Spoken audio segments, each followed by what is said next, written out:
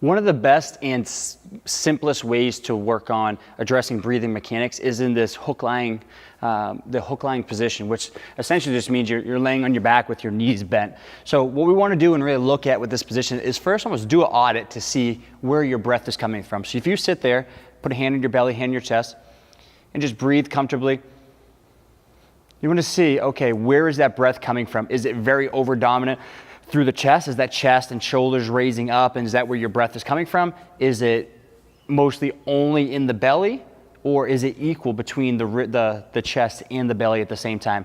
What we really want to reinforce, and there's kind of 2 points we want to look at here. If you look right in the front of the hip here, we find this anterior superior iliac spine. These are the kind of bony prominences in the front. If we go slightly inside and then slightly higher than, we put our fingers into that spot. One good thing to work on is as you inhale, you actually want to feel pressure pushing out into your fingers. So as I breathe in, I can feel my fingertips being pushed away because my diaphragm is essentially lowering down. We're feeling pressure into that abdominal area, again, all the way around the abdominal wall, not just strictly through this front, which you'll see in a second. But I'm just trying to audit to see, where is my breath coming from? What you'll notice for a lot of people is that's very hard to do early on. You'll be getting a lot more rib cage flaring and chest breathing.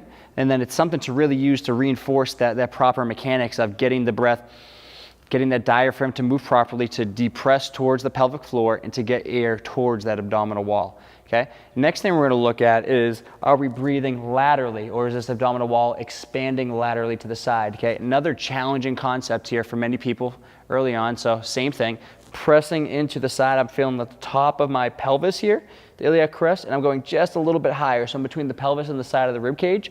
And then from there, am I able to expand laterally? One thing a lot of people don't realize, and they always think about breathing, is really thinking it's only into the belly and it's only forward. That abdominal wall, that chest cavity, everything has to expand 360 degrees. So we're going to make sure we're breathing all the way around the body, the thorax and the abdomen, and not just to this front side. So on this lateral aspect here, breathing in, big exhale, and breathe out, okay? So those are just a couple places you want to look at. When we actually go to retraining the breath, first thing we want to do is focus on a nice big exhale and reinforce proper position of this rib cage over the pelvic floor, okay? So what I'm going to do is breathe in through the nose, exhale. As I exhale, I'm trying to actually get that rib cage depressed. So I don't want to stay up in this flared position.